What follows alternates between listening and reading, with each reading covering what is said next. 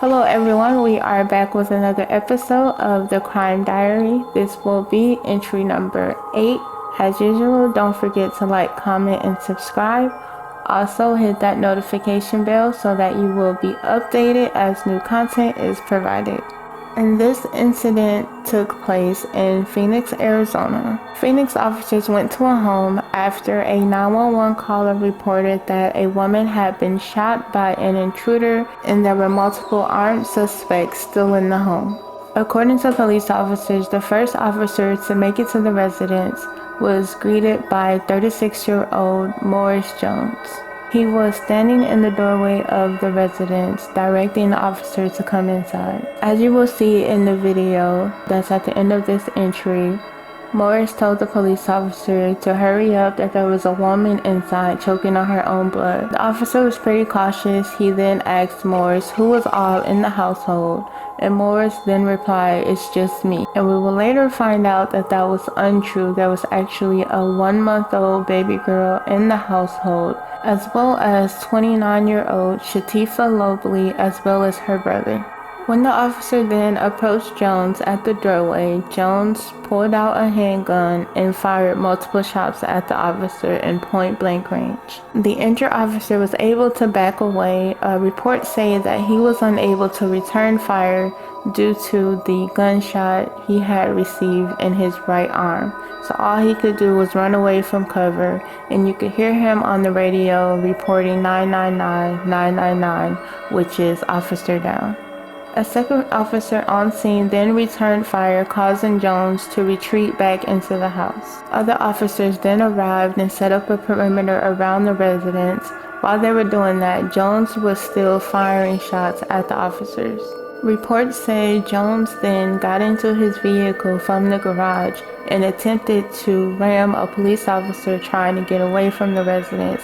He was unsuccessful in that maneuver, where he then retreated back into the house once again. At one point, a man did leave the residence holding a 1-month-old baby in his arm with the other arm raised into the air. That man was later reported to be Shatifa's brother. It was also discovered that Shatifa was Jones' ex-girlfriend and they shared the 1-month-old baby. Not knowing who the man exiting the residence was, police officers directed him to put the baby down and walk backwards towards them with his hands in the air. Police reported that the man did as he was told, and he was later detained. Police officers then went to the front door of the residence in an attempt to rescue the baby. It was then Jones opened fire on the police officers once again. 4 officers were struck by bullets and another 4 were wounded by ricochets and fragments.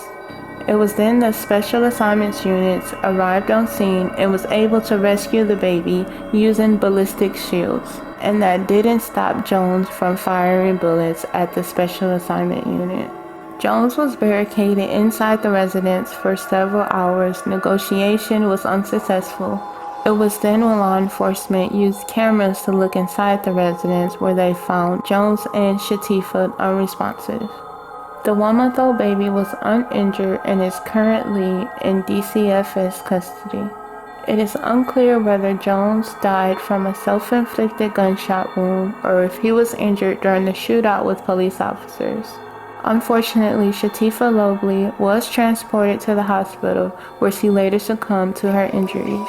It was also reported that all the police officers injured were treated at the hospital and are suffering from non-fatal injuries. It was also revealed that Jones had a substantial criminal history, and he was a known member of the Hoover Crips. According to an ATF agent, John Jones went by the name Petey Guns, which he obtained that nickname from his grandfather when he was young because he had always liked guns. In addition to the 1-month-old child, John's fathered 3 other children. Shatifa was survived by 1 child other than the 1-month-old. A woman who identified herself as Jones' mother-in-law stated that her daughter, which was another woman, had been married to Jones for about 2 years. She stated Jones' wife had currently had a mental health evaluation scheduled for him for this past Tuesday. And she also stated that she believes that mental health intervention could have stopped this whole tragedy. As I stated before, a clip of this incident will be able to view at the end of the video, and I just suggest you watch it at your own discretion. And thank you for watching another entry with the Crime Diary. Don't forget to like, comment, and subscribe. Also hit that notification bell because I will definitely be seeing you again.